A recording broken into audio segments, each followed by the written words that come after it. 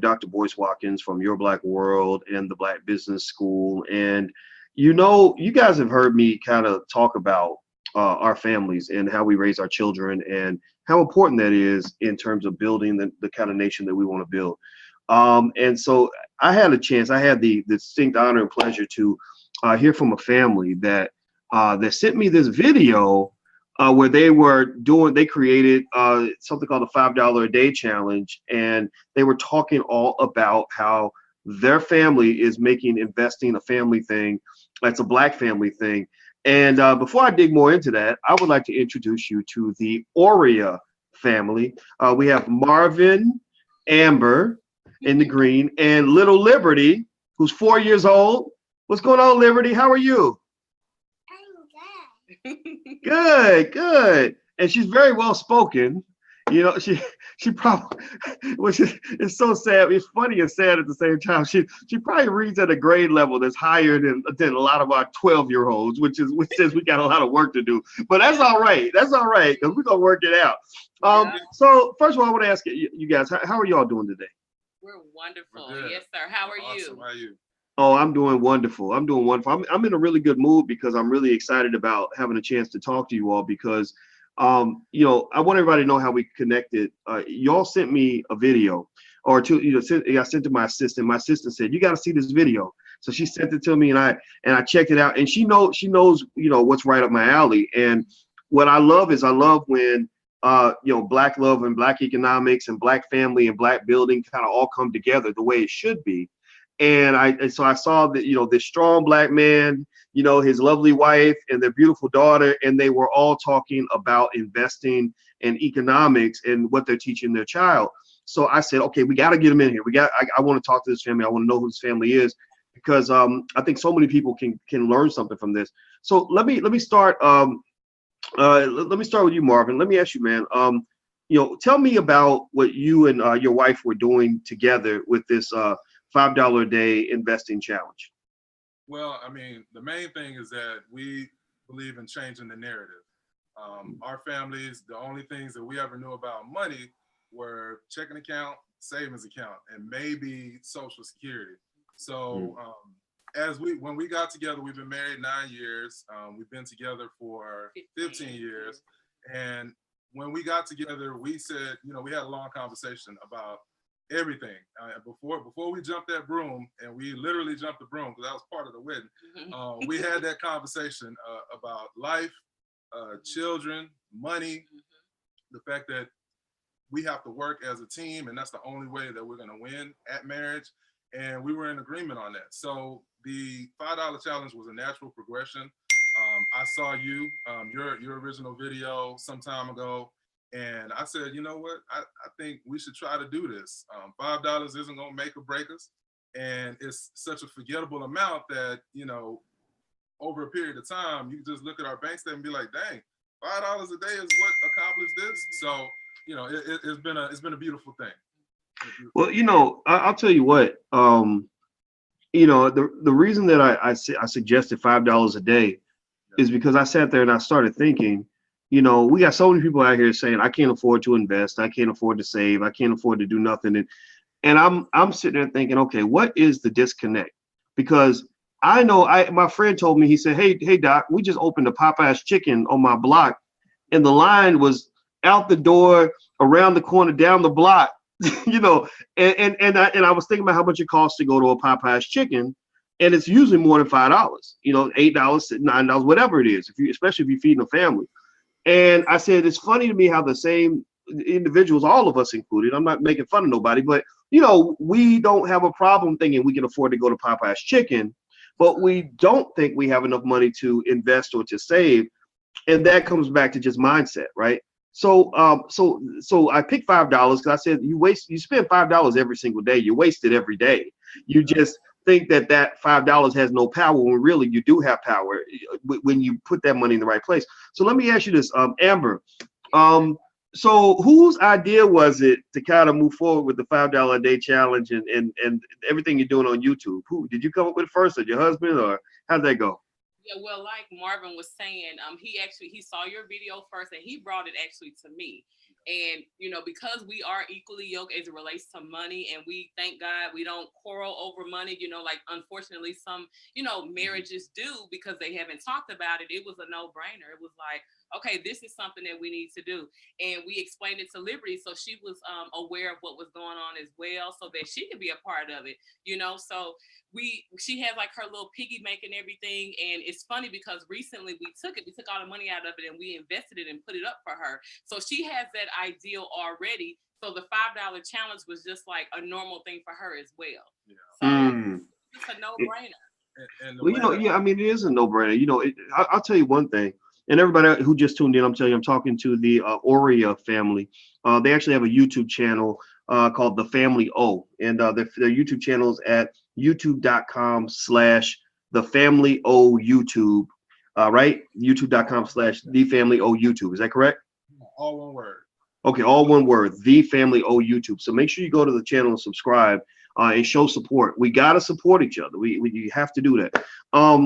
You know, what I think is awesome about, you know, what you're doing is you're kind of doing what's really natural, right? You know, even if you look at the way we talk about money, you know, a lot of that's been distorted. You know, as Black people, we have so many lies told to us and so many you know, distracting and destructive messages that are dropped on us all the time. And one of the most interesting messages that is subtly destructive that we don't even really realize is even the way we talk about our money. I remember going to an event with one of the Black magazines, and they were like, you know, we tell the corporations that Black people have 1.2 trillion in spending power. We got 1.2 trillion, and everybody's cheering because they're like, yeah, we're gonna get these companies to advertise with us or to market to us because we've got 1.2 trillion in spending power. And I used to be one of those people in the audience that'd be like, yeah, 1.2 trillion, yeah. And then I got a little older. I said, wait a minute, hold on, wait. So what you're saying is that we're bragging to these companies, and these companies that we know don't support us. They ain't really got nothing for us, not jobs or nothing. And we're telling these companies, hey, we got 1.2 trillion, and because we are so uneducated about money, we want you to take it all. We want you to take it all. It's like when people talk about reparations and they say, well, reparations ain't gonna be nothing but a stimulus pack. If they paid it today, it would just be a stimulus package for Nike, for True Religion jeans, or whoever, you know. And so ultimately, you know, I said, well, wait a minute, that 1.2 trillion, that's not spending power, that is investing power. Yeah. And that's when things get a little messy, because when you talk about investing in yourself, then people that used to give your money away to are gonna get kind of mad. So let me ask you about Little Liberty. Now, Liberty has a personality, y'all. I need y'all to just know, if you go to the Family O YouTube channel, Liberty will be entertaining you. She's a superstar in the making, a brilliant Black child. So how do you involve Liberty into a lot of this? You bring on your videos and stuff like that. Tell me how you kind of interact with her when it comes to money and all these other important topics. Well, I'm a financial advisor by trade, so finance has always been a big part of our relationship. My wife's a teacher by trade, so education, finance is kind of a no-brainer that she's gonna know something about money. If we were doctors, she would know something about health. But you know, I'm in finance. I'm a financial advisor, so I'm always talking to her about money. Simple things such as like investing. You know, if she has $1, for example, I tell her, well, I'm going to put that in your 529 so that it can be invested. And she'll ask, well, what is investing? And I'll say, well, and I explain it the same way I did in the video. I said, well, you know, it's like mommy money, daddy money, come together, have baby money. So she likes that. That makes her laugh. Yeah. Another way I explained it was like kind of putting your seed in the ground. So telling her, listen, you know, we're going to put this up. It's going to grow over a period of time. And just kind of keeping it real basic, because she is 4 years old. As you can see, she's spinning these socks right now. But as she grows older, you know, her knowledge of money is going to continue to grow. We're going to continue to include her and drop little things. We teach her lessons in general. Yes. Because she was homeschooled for the first 4 years of her life. Yeah. But it's just something that's it's a part of our life. It's a part of our dialogue. So we're gonna always talk about money. Exactly. And I just wanted to add, just talking is really important, period, to your kids. I think a lot of times we get into the ideal that they're kids, they don't know anything, they don't care. Yeah. But we've been literally talking to Lyft since she was in my womb. We would be just talking to her and letting her hear music and reading to her and things like that. And as she's been out of the womb, we've still been talking to her about everything, anything. I mean, as everyone knows, children are very inquisitive, and she is no different. And so she just asked so many questions about any and everything, and we talked to her about it. And even people have come to us sometime and been like, are you guys really talking to her like this, or talking to her about certain things? But it builds her vocabulary, it builds her knowledge. You know, it just makes her just more aware, and we think that that's really important. So just that conversation about money and finance is just the first step in general. You know, giving her coins that she can touch and feel and talk about the value of it and how important it is something that we've done and continue to do and will do. And how quickly it can go away if you don't respect it. That's if true. You don't take care of money, it will leave just as quickly as you got it. Yes, you got it. So, that's right. Yeah. Wow. Well, you know, what I really like is when you use the analogy, the mommy money and the daddy money make the baby money. You know, when I teach the students in the Black Wealth Bootcamp, we talk about that. We call that financial fertility, you know, where your money is supposed to grow. Your money is supposed to create more money. You know, a lot of people have never even been introduced to that basic idea that their money is supposed to grow, you know. So it's not something that where you get enough to get by and then you spend it all and then you have to go out and ask for some more. You're supposed to eventually stack up your money and use that money to grow more money. Like people always say, well, it takes money to make money. I'm like, well, if it takes money to make money, why you keep giving away all your money? You know, that don't make no sense. You know, so let me ask you this. So tell me, Marvin, about you said you are an investment advisor. So tell me about that. Like so as an investment advisor, what kind of work do you do? Well, I mean, retirement planning, life insurance, you know, helping clients, you know, get ready for their future. And I've been doing it for 4 years now, and I'm just sitting back and there's always, you know, between all of my clients, the greatest number of clients that I have they don't look like me. And so here I am giving away all this knowledge to people that don't look like me. And every once in a while, I have a few clients that are, you know, are people of color. And so my conversation with them, I'll be honest with you, Dr. Boyce, is a lot different. You know, whereas I might just give a blanket, you know, investment advice, a blanket statement about the stock market or whatever. With our people, I'm really breaking it down. I'm saying, well, listen, do you know what compound interest is? Do you know the importance of life insurance? Do you know the difference between term and whole life? You know, I'm having these more in-depth conversations because a lot of us, all we know is a pension. If we get a pension, Social Security, if we get Social Security, and we all know pensions are going away. So it's just something that in me, I made it a point, and we're actually going to be relocating to Atlanta. So that's really going to give us an opportunity to spread the knowledge that we've acquired over the years, you know, for the benefit of our people. It's always about benefiting the culture first and then everybody else second. Yes. So you're moving to Atlanta. Where do you live now? We're in Houston. We're in Houston, yeah. Houston, oh, well, Houston's a great city too. Y'all didn't get hit by the flood, did you? We had minor damage, but we're very grateful because the area that we live in, it usually doesn't flood, but water did come in a little bit, but no high water. We can't complain. We are tremendously blessed. Yeah. Really? Yeah, I love Houston. You got some, I mean, just amazing Black people in Houston. Yeah. You know, and it's so funny how every city has a different culture because the Black people in Houston seem really different from the Black people in Dallas. You know, like in both places, now I will say though, to give credit to Dallas, in both cities, you know, when we had our events, they sold out, you know, like, so people came out, but I was like, it was interesting. In Houston, it seemed like it was more of a grassroots kind of thing. In Dallas, it was a little bougier, but we need the bougie. If you're in that bougie category, just join the club. I'm probably bougie a little bit too. I got my PhD in education and all that, but in all seriousness though, you know, I love this though. I love the time we live in because now we kind of have everybody coming together on the same page. And that's the way it's supposed to be. You know, it's not supposed to have this artificial divide. Everybody who's just tuned in, I want you to know who I'm talking to. I'm talking to the OREA family. They run a YouTube channel. Their YouTube channel is youtube.com/thefamilyo. TheFamilyOYoutube, right? YouTube.com/thefamilyOYoutube, right? Okay, and please, right now, we're going to have a quick moment of silence because I want you guys to take 1 second to show your love. And please go to the YouTube channel right now, youtube.com/TheFamilyOYoutube. And please just hit the subscribe button. Do it right now. I'm going to pick up my ink pen. You got 5 seconds while I pick up my pen. All right. Tell them to subscribe. Tell them to subscribe. When you got a surprise for me? What's your surprise, sweetie? Oh, you don't even want to see it, Dr. Boyce. I'll be honest with you. Dirty socks. A dirty sock.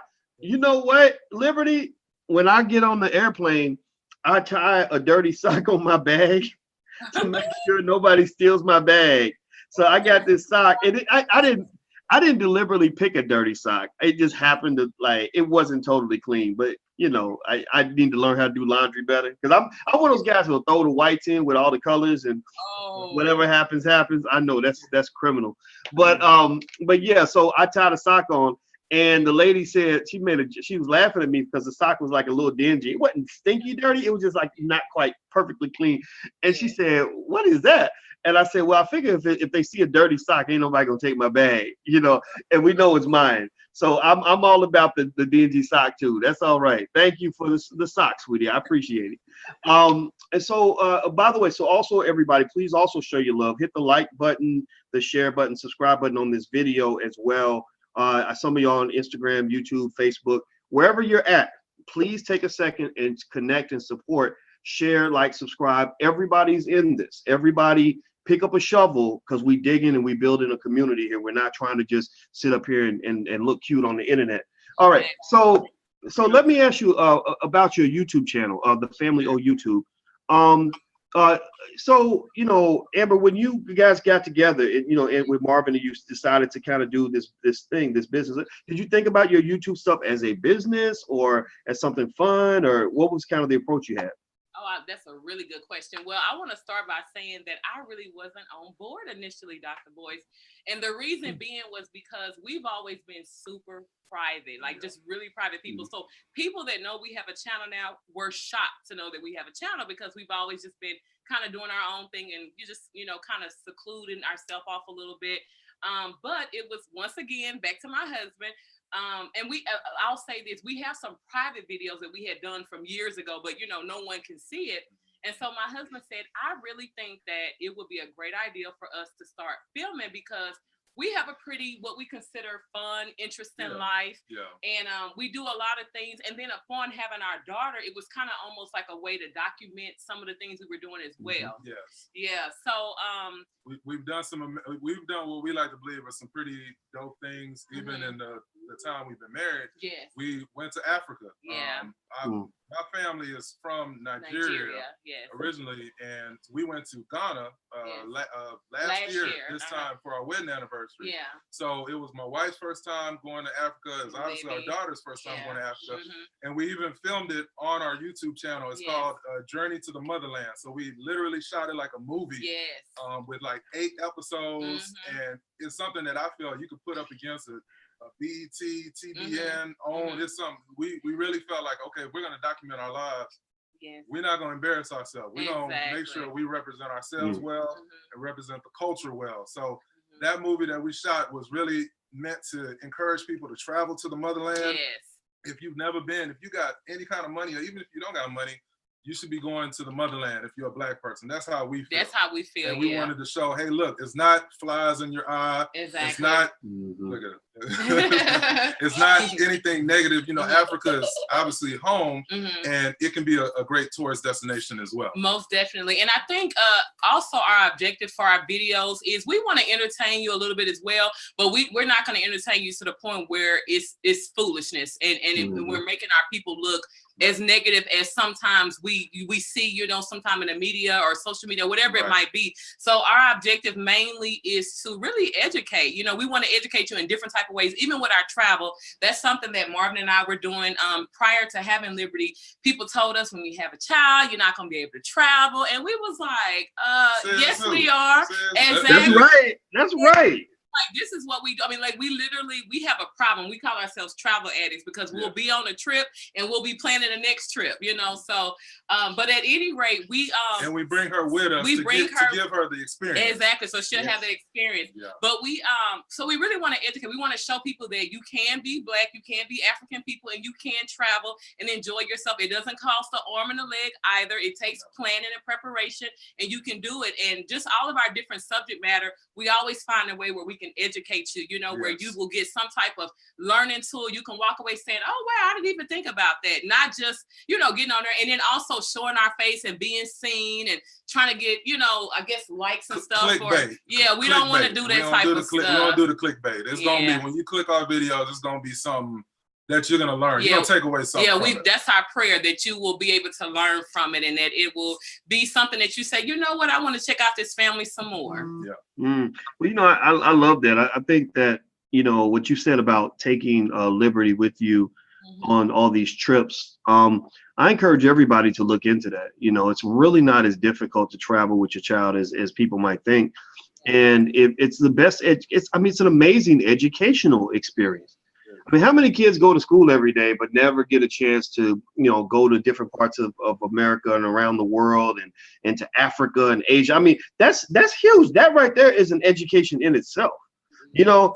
And I would just say that, you know, if you're homeschooling your child, which I just kind of believe everybody should have some sort of homeschooling option, if not full-time, at least part-time. You know, a lot of education occurs, I believe, just through experience and conversation and just various types of interaction, you know. So if Marvin is taking liberty with him to go and talk to clients about retirement plans, well, there you go. That's her financial class right there. And then she's not your daddy. What's a 401k? Oh, a 401k is how you invest in it. The taxes are deferred. But you can explain that to maybe when she's like 7 or 8. She'll understand what a 401k is. She'll understand compound interest. She'll understand a lot of concepts that we think are complicated. You know, in fact, the other day I did a video with a 7-year-old, and I explained to her what capital was and what a capital gain is. And she got it in about 2 minutes. Wow. And here's the thing, though. Most people don't even know what it is. And most people, if they do find out, they find out when they're like 21 after they graduated from college. So I always felt, you know, we could give our kids a huge head start if we just teach them these things at 7 instead of waiting till they're 27, you know, et cetera. Because in fact, Marvin, you got both of y'all notice. I mean, the biggest factor in wealth building is time. So the sooner you get started on anything, the better off you are. So if that child starts their investing journey at 7, they're going to be far better off than somebody who starts at 27. And unfortunately, a lot of people start at 47. So when you lose that much time, you're literally giving away wealth. Time is wealth. Wealth is time. Okay, everybody who's watching, want to reiterate to you, I'm talking to Marvin, Amber, and Liberty OREA. That is their last name, ORIEH. And they have a YouTube channel called The Family O. Their YouTube channel is at youtube.com/TheFamilyOYoutube. And what they don't know yet is I'm going to ask them to come to the All Black National Convention next year, because we need y'all there. We need y'all at the convention. Yes, we will have you there on a panel, because look, she's the baby. She's so excited. See, that's a happy child. See, that's you know that she got good parents when this girl's cheering for nothing. She didn't be cheering for, just finding a reason to be happy. Those are happy kids. See, that's how you know they got good parents. And I want you all to come to the convention, because that's, you know, your people like yourself are the reason we created all of this. You know, because if we take the whole wealth conversation and don't make it a big deal, don't make it this extra far off foreign thing, make it as standard to family interaction as eating dinner together, or, you know, or watching, you know, guys watching a football game together, or talking to your kids about what they did at school that day, or putting your kids in a sport, whatever it is. It should just be a part of our existence, you know. So yeah, I really would like for you all to come. And in fact, everybody watching, the All Black National Convention for this year is actually this week in Louisville, Kentucky. You can learn more. You can go to allblacknationalconvention.com to get your tickets. And if you want to see the live stream, you can go to abncdigital.com. Don't forget the digital part, abncdigital.com. So let me ask you this, Mr. and Mrs. OREA.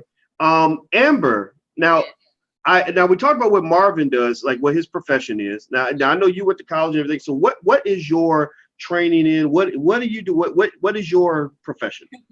My profession is a teacher. I actually taught for 5 years. Up until having our daughter, I taught first grade. I'm certified to teach early childhood through fourth grade.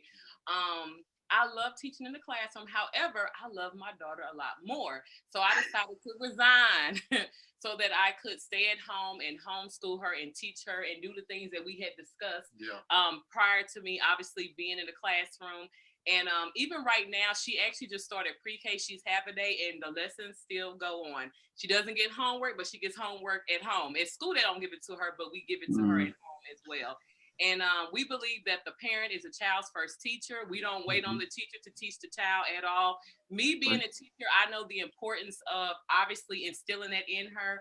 My husband and I, you know, we're just really big on education, and we feel that we need to teach them from our perspective, because when they go into the classroom, some of those teachers, from my own experience, are not culturally responsive. So they're not looking at the fact that they have a whole child full of Black kids or Hispanic kids. They're still teaching from their perspective if they're not a part of our culture. And I've seen it happen.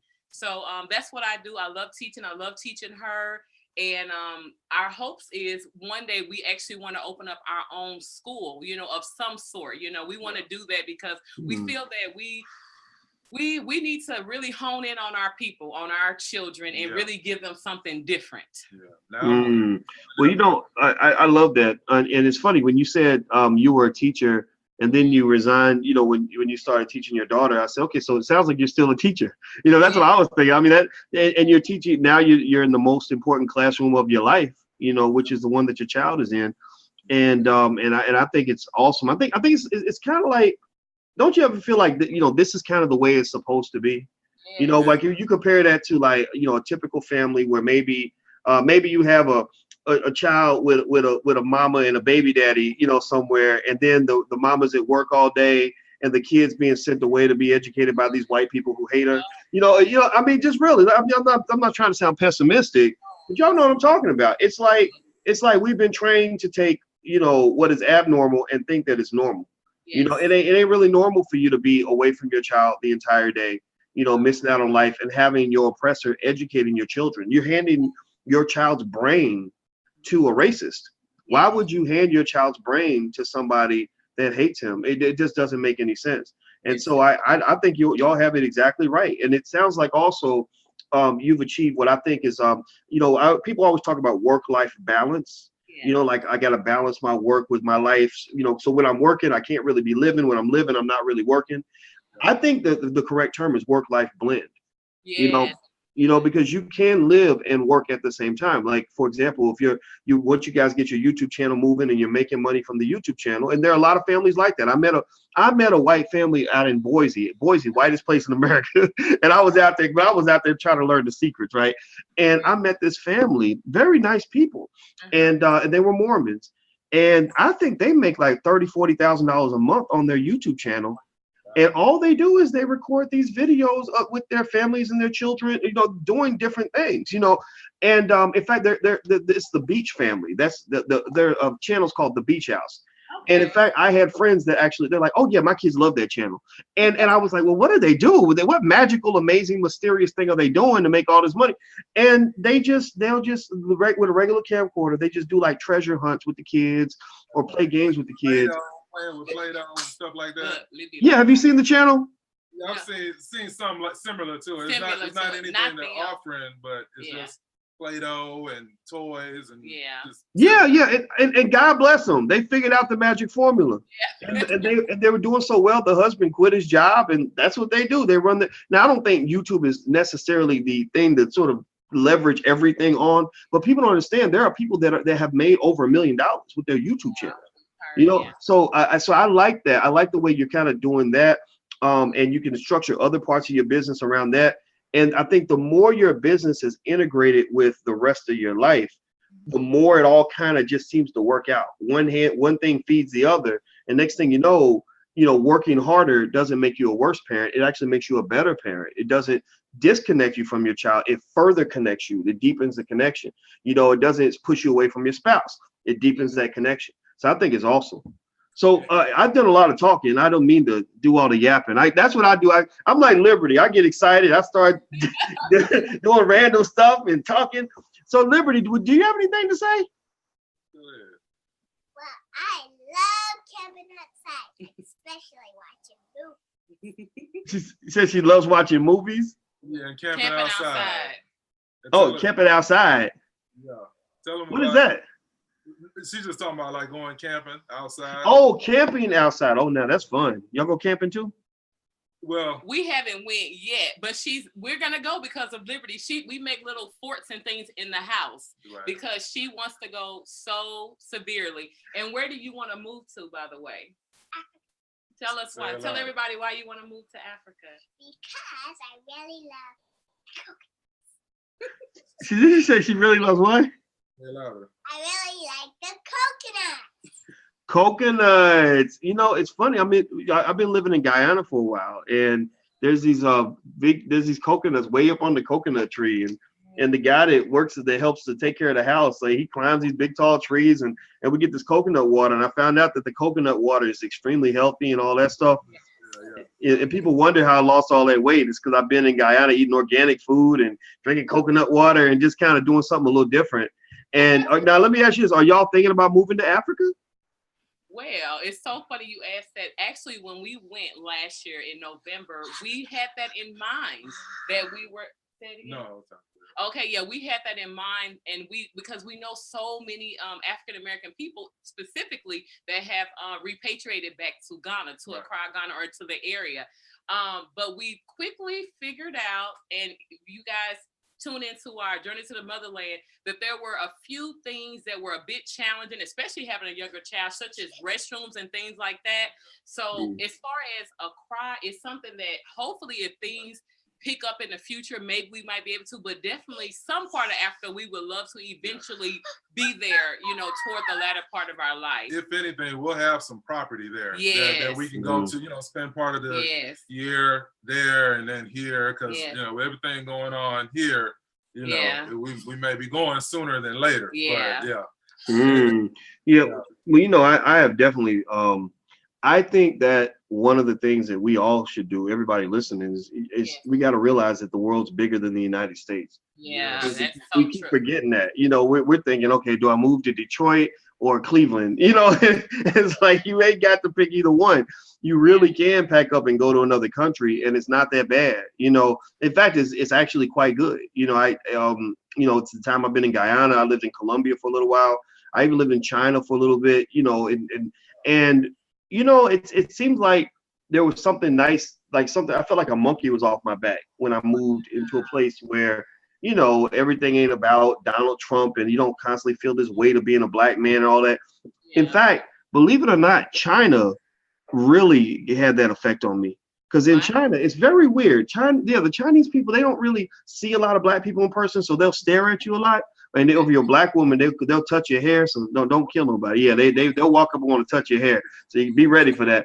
But I remember just feeling like, okay, I was here and they treated me well because number one, you're an American, so you get a little bit more status. I guess they feel like Americans are rich. Number two, because the average income wasn't that high, I really kind of was rich in the sense like I might go somewhere if I drop $30, they treat you like you Diddy or somebody, like you just got millions, And then the third thing was as a professor, professors get like really a lot of respect there. And I remember I came back from China and I was tired. And I remember just being very depressed. I was sitting in the airport in Detroit in one of those little lounges with all these white men in business suits. And I remember feeling depressed. And I think it was because I said, guys, now I feel like the N-word again. I feel like there's something, you know what I mean? Like this kind of looking at me, because I wasn't dressed like a professor. I was dressed with sweatpants and comfortable clothes that you fly in. And I think I can remember people kind of looking at me like, what is he doing here? Or is he here to clean up or get my coffee? That kind of thing. And that was really, that was years ago, so over a decade ago when that happened. But I remember feeling like, okay, I didn't even know the monkey was on my back until they took the monkey off the back. Wow. And that's when I said, I'm going to go live in some other countries. I don't really want to spend most of my time here if I don't have to. Yeah. Now tell me, go ahead, please. Go ahead. Well, I was just gonna say, we believe as well as it relates to traveling. We've run into those experiences, even in Africa. Yeah. Where you are looked at, if you're an American, you are looked at like, well, you got it made.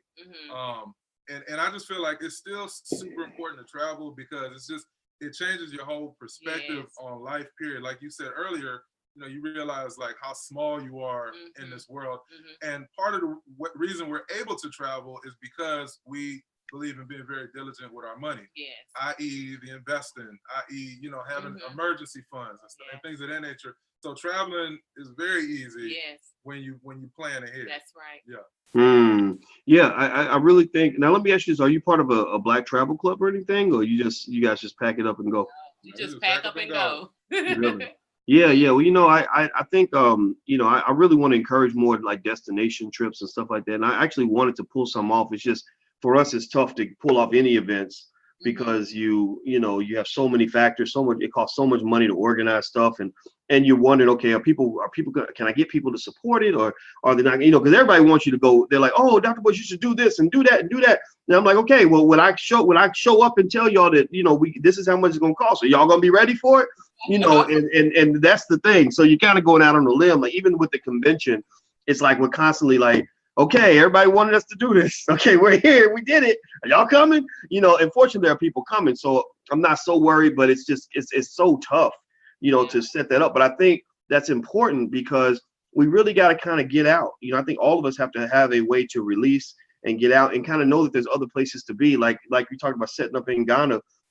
I think that maybe a vision could be we could put together something with shares, like buy a bunch of land together. Everybody owns a part of it and go build up that land, and just a bunch of people okay, now we're in Ghana. We're still on the internet, but now we're doing it from across the globe as opposed to right here in Donald Trump's backyard or whatever it is. Okay, so let me ask this. By the way, I want everybody to know who I'm talking to. I'm talking to the OREA family, ORIEH, the OREA family, and that is Marvin and Amber in the green and Little Liberty, and they are the Family O. And on YouTube, you can follow their channel. Please subscribe to their channel. Go to youtube.com/TheFamilyOYoutube. Don't forget the THE, TheFamilyOYoutube. And just follow them, support them. The more you watch their videos, the more you help them to achieve their goals as a family. And I can tell you that they are certified. They're certified Black card, and they are down for us. And these are the kinds of people that we should support. Also, if you haven't gotten your tickets for the All Black National Convention, there will be lots of people like the Family O at the convention. And this is a gathering spot for Black people that want to do something different, that want to build. Our 3 core philosophies are: we must educate our own children, we must create our own jobs, we must support Black businesses. Those are the 3 core philosophies. So if you believe in those things, then the convention's for you. You can go get your tickets at allblacknationalconvention.com, allblacknationalconvention.com. If you want to see the live stream, you can go to abncdigital.com. And also, if you're on YouTube or Instagram, Facebook, make sure you hit the like button. Take 1 second, hit the like button as we move on. Now, okay, before I let you all go and get back to your busy lives and all that good stuff, what's next? What's your big dream as a family? What are you guys thinking about trying to accomplish? Give me the impossible dream.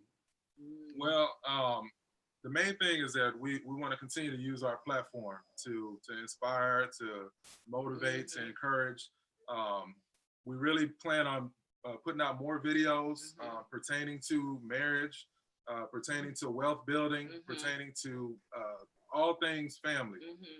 From there, once we make it to Atlanta, the goal is to real estate, start creating legacy for her so that she has something that she can pass on to her children. So just continuing to really push the culture forward in our own way, educate, get things financially ready. We're attacking our personal debt.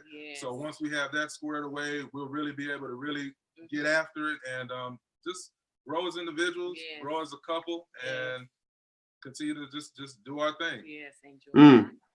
Okay, so Amber, what do you think about this? I'm gonna lay this out to you guys. I know Marvin spoke just now, so I'll start with you on this, and Marvin, feel free to chime in. I have this belief, and I'm confident in this idea. Okay. I believe that every parent who has a black child, if they do very basic things, like for example, follow along with the $5 a day plan, maybe even eventually flip it to a $10 a day, you know, whatever you can afford. If every parent does that, you know, and teaches their children about finances as they go along, invest consistently for them from the time that they're born, and instill some financial discipline in that child, I believe that there's at least a 70-80% chance that child will be a millionaire by the time they're 35 or 40 years old. Now tell me, do you think that sounds insane when you hear that? And what are your thoughts on any of that? I think that sounds insanely amazing to do that. I think that that's smart, and I think that that's wise.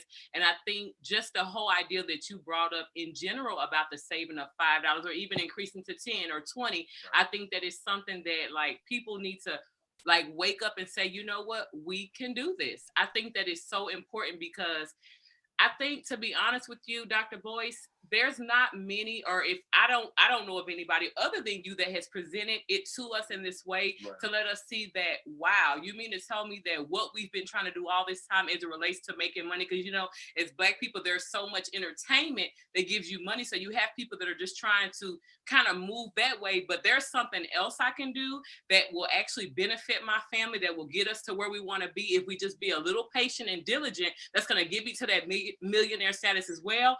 Why wouldn't you want to jump on that? You know, why would you want to go the other route that, in my opinion, is harder? I feel like this is easier. Yeah. And it's natural because you get to be your honest self. A lot of times in our culture, we only see sports. Yes. We only see entertainment, you know, as the only way to make it out. And, you know, everybody doesn't make the NFL. Everybody doesn't make the NBA. Everybody doesn't, you know, end up on the Billboard Top 100s. But everybody can invest. You know, everybody can just start a business. You know, you can do something with a lot less than you think you can do. That's right. You know, and when they say all the time, you know, if you do more with less, you usually end up getting better results. So. And I just over time, you know, it's just been proven that when you stay consistent with something, like it will happen. Even with our daughter, with teaching her and educating her, she's a beginning reader. You know, she's only 4 years old. People sometimes are just shocked and amazed that she's only 4 and the things that she can do. But we've started with her since, like I said, when she was in our womb, and actually having sit down lessons with her when she was 1. She could fully sit up and support herself really well. We started sitting her down and having lessons with her and talking to her about these type of things. And before she goes to bed every night, we read to her. Yes. I mean, we read, and throughout the day as well. Yes. Reading. That was something, you know, that I grew up doing. But it's we're kind of starting a new legacy with her. Exactly. So, and that helps keep us on point because if we don't read to her every night, then she's gonna say, "Hey, mommy, daddy, you didn't read." And so by reading to her, it got us into reading. And right now, I'm reading 3 books: Black Labor, White Wealth, Powernomics. And how to get to a 0% tax bracket. So I'm reading those 3 books right now. And I'm reading Black Privilege. And she's reading Black Privilege. And so I love it. Wow. Oh my goodness. I think that is so awesome. You know, what you all are saying. You know, I think that, you know, everything you're saying is so true and it's so simple. It's just, sometimes I think it's a confidence thing. And it's a vision thing. And I think that, you know, we have to really kind of confront some parts of the culture that have been a little bit warped, you know, to the point where we got to say, okay, well, what's really best for our kids and how do we build these kinds of kids? And really, I know initially, it's almost like introducing a new high-tech product. Introducing a new idea means that you're going to have some people that, most people I believe are going to reject the idea initially. I just really believe that, you know, just like when, you know, when there's a new technology that comes out, like virtual reality headsets or something like that, most people didn't buy one. You know, so you look for those people that are ready for something different. You know, they're the early adopters, as they call them. And then you sort of work with them, and then they sort of help lead the masses eventually when the product is sort of spread out to the broader market. So in my mind, I'm really, when I'm talking about, you know, these new models of raising children, literally wiring and designing our children to be millionaires. There's a program, almost like a computer program, that you can set up that increases the probability dramatically. I'm really looking for those parents that really want to do something different with their kids. They want their kids to excel. And what I want to say to them is that this system ain't built to give you that in most cases. The system It thwarts progress. It slows your child down. Like you might have a child that's 7 years old that's smart enough to be doing high school level work. Why aren't they doing high school level work? Why are they doing the work of a second grader or a third grader when they could be doing work of a 15-year-old? Why are they in, 8th grade if they're smart enough to be doing college level work? When I taught college students, most of the stuff I taught the college seniors at Syracuse could have been taught to an average 9th grader with average intelligence. Literally, they just, all they got to do, you ain't got to pay nothing except attention. All you got to do is pay attention, and I can explain those concepts to a 9th grader. So if we're talking about this race, the word race, it is literal. There is a race to the top, a race to the front, all of that. In this race, you find your advantages and your windows of opportunity to get ahead in this race. That's our window of opportunity, because I don't think there's any community that's really talking about this in this way. And if you look at the energy that's already being created about, now people ain't scared to be black no more. People are starting to take a stand on certain issues. And I think that means that this is the right time for us to strike. And, we implement a programmatic layout of exactly how we're going to build children that will dominate the 21st century, not catch up, not get included, not create equality. This ain't about no equality. Equality is a myth. It's about competition, period. So let me, everybody, some people are still asking me who I'm talking to. Okay, I'll make sure they know. I am talking to the OREA family. They are just this awesome black family that's doing amazing things. And their YouTube channel, make sure you subscribe, is youtube.com/TheFamilyOYoutube, TheFamilyOYoutube, and go check it out. And make sure you subscribe, make sure you follow, make sure you share their videos, hit the like button, leave comments, do all these things to support their channel, because this is exactly what we want in the community. Also, if you haven't got your tickets for the All Black National Convention, you can go to allblacknationalconvention.com, and the live stream is at abncdigital.com. And if you don't want to do either one of those things, or you've already done that, don't forget to get a free e-copy of my book, It Takes a Village to Raise the Bar, by going to drboycewatkins.net. That's drboycewatkins.net. Let me throw one thing out here, and then I'm gonna let you all get the last word on this. I want to make sure everybody understands the layout, the vision in terms of what this $5 a day plan kind of looks like and how it manifests itself. Okay, when it comes to investing, you really can't predict the future. Nobody knows what the stock market is going to do in the future. None of that.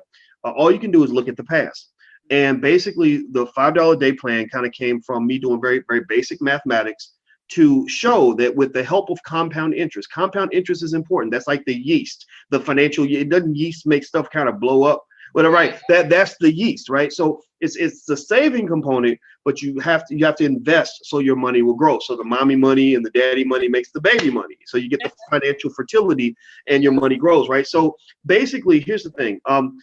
Let's say somebody had invested $5 a day starting in like 1980 or 1970 or 1990 or 1940 or whatever it is. Based on the average return to the stock market, in about 10 years of consistently investing $5 a day, they would have put in about $18,000, but actually the $18,000 would have turned into about $29,000 because of compound interest. That's where the money magic kind of happens. That's where your money becomes more money. After 20 years, they would have put in $36,000, but that $36,000 would have grown into $102,000. So 36,000 is the seed.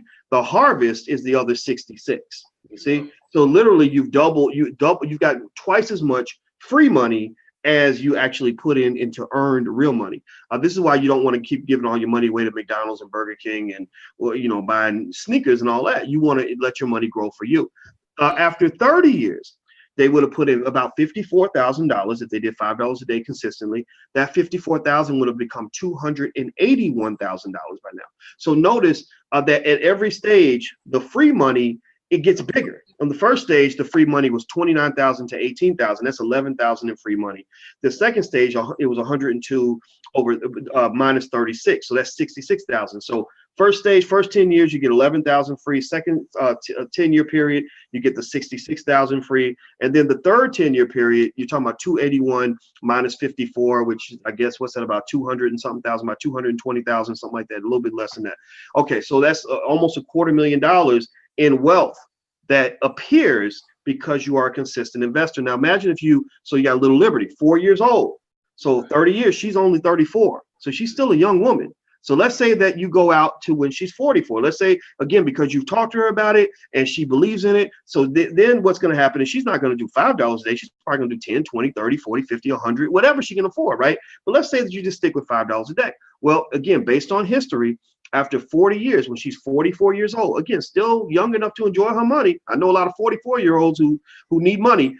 She would actually you would have put in about about $76,000, and that would have grown into $750,000. So you're talking about $750,000. So almost the entire amount, really. I'd say about 670,000 of that is actually compound interest. That's the power of compound interest. That's the magic of what happens when you allow your money to grow. Unless you kill it. If you kill it, the way you kill it is you just spend it. If you spend it, it's going to go grow for somebody else. So if you ever want to know why some people have so much it seems like money just grows out of their ears, and some people struggle to get a nickel, it's because those people who have the money just coming from everywhere are benefiting from compound interest. Albert Einstein once said compound interest is the most powerful force in the universe, because he was fascinated by the mathematics of how a person with very little money can actually become wealthy if they are consistent. Now, the last thing I'll say, and I want y'all to get the last word on this. The last thing I'll say is I set $5 a day because I wanted to set the bar low enough that anybody can jump it, right? I said, okay, $5, you can't even buy a McDonald's value meal for $5, I don't think, right? And I know a whole lot of people that they can afford to go to McDonald's. So I say, well, look, if you can go to McDonald's, then you can afford to do this.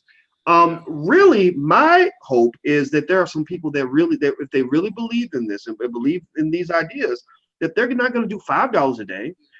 Do $20 a day. Do $30 a day. I mean, $20 a day is $600 a month.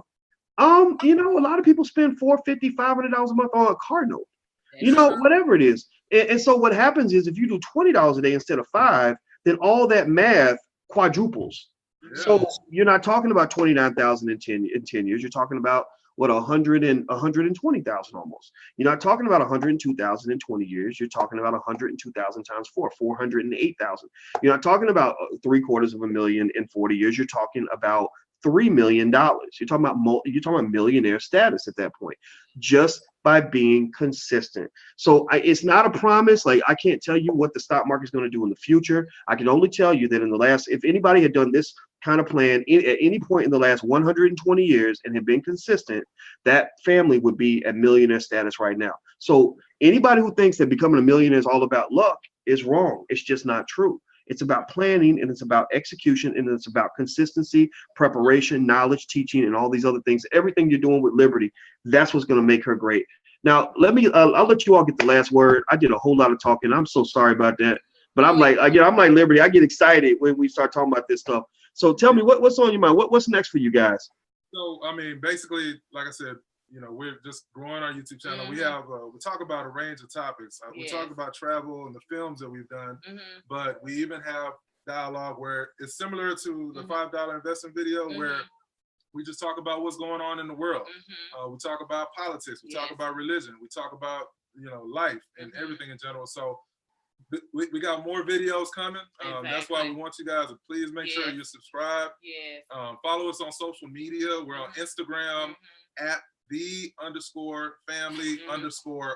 That's our Instagram. And on Facebook, it's at the real family O. The real family O, all one word. So y'all just please connect with us. Exactly. And I also wanted to add that we are gonna have like certain type of products coming soon. We're working on it now. We want to do like some t-shirts and jewelry. If you look at, for example, what Liberty has on, I didn't want to pay all this outrageous expensive money for jewelry, so I just make her own jewelry. So I'm trying to work on it and perfect that for the Family O as well. And just more of us, us. So we're just so thankful to be on your channel. It's an honor. It really is a huge honor. We're talking to you now, and I feel like we're still watching one of your videos. Yeah, me too. So we're actually talking to you. So we appreciate you giving us the attention of your audience. We promise to do right by it. More, like I said, everything that we do. We've done stuff with Charlemagne the God. We actually did a film at his book signing that was here in Houston not too long ago. That's on our YouTube channel. Nice. asking people what does Black privilege mean to them, and we got more stuff like that coming. More stuff like that coming. And for our culture, that's the thing. That's the biggest thing. Yeah, and of course, on the financial advising side, if anybody wants to support a Black financial advisor, of course, hit us up. I'd be more than happy to assist, if I can. And and we got more stuff as far as homeschooling. It's going to be baked into our YouTube channel, but like homeschool videos for families that want to kind of know, okay, how can I teach my child outside of the traditional way of teaching, from an African perspective, from a Black perspective. We got that coming as well. Wow. Well, I love it. I love it. And thank you. The honor is all mine. It's my Black privilege to get a chance to talk to families, to a family like yours, because, I just have a lot of respect for what you're doing. And I just think it's, that really represents the future. There's nothing more important than how we're raising our kids. And you all are doing it right, so God bless you both. And I have really enjoyed myself. And I hope everybody else who's listening has enjoyed themselves as well. And I hope you'll take a second. Please make sure you go to youtube.com/TheFamilyOYoutube and make sure you hit the subscribe button. Also, before you head out of here, make sure you hit the like button and the share button and the subscribe button on our YouTube channel as well. Also, don't forget, All Black National Convention is this week. You can go to allblacknationalconvention.com. Also, if you want to see the live stream of the convention, you can go to abncdigital.com. You can actually get into the live stream for free by doing a 30-day free trial in our program that we have for those who want to implement the action plans of the All Black National Convention. It's kind of a study group. It's an investment group. It's an action group. So go to abncdigital.com and check it out. And thank you so much to the OREA family. And see you later, little Liberty. I just want to say one more thing. If you go to our $5 wealth video on our YouTube channel, a lot of people have asked, well, how can I get started on it? We use the Acorns app that you mentioned numerous times, and we use the Robinhood app that you've also mentioned. So the link to both of them is in our actual video. So you can click it and they give $5 to start investing. So that's all right. So when you go to the Family O YouTube, they will talk to you about their investing journey as well as their family journey. So make sure you guys go check it out. Make sure you go support. So thank you all very much. I look forward. We're going to talk again very, very soon.